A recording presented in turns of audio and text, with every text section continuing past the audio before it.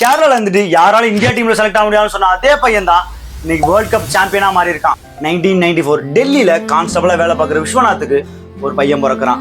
அந்த பையனுக்கு வளர வளர கிரிக்கெட் மேல ஆர்வம் வருது.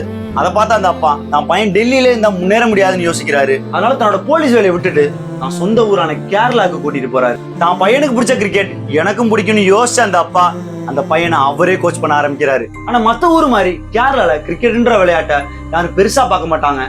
ஆனா எங்க ஒண்ணும் இல்லையோ அங்க உருவாக்க முடியும் அப்படின்னு யோசிச்ச அந்த பையன் ரா பகலா டெய்லியும் பிராக்டிஸ் பண்றான். வெறும் 16 வயசுல கேரளா ஃபர்ஸ்ட் கிளாஸ் கிரிக்கெட்ல செலக்ட் ஆகுறான். அப்படியே நாட்களும் கிடக்குது. இவனும் கிரிக்கெட்டை விட்டு கொடுக்காம விளையாடுறான். 2013 ஐபிஎல் பெரிய வாய்ப்பு இவனை தேடி வருது. இதுதான் எனக்கான நேரம் யோசிச்ச அந்த பையன் ஐபிஎல் 5000க்கும் மேற்பட்ட ரன்கள், பல ஐபிஎல் செஞ்சுரிஸ், இந்தியா டீம்லயே செலக்ட் ஆகி பேக் டு பேக் செஞ்சுரி அடிச்சு கேரளால இருந்து இந்தியா டீம்ல செலக்ட் ஆகணும்னு நிரூபிச்ச இந்த பையன் தான்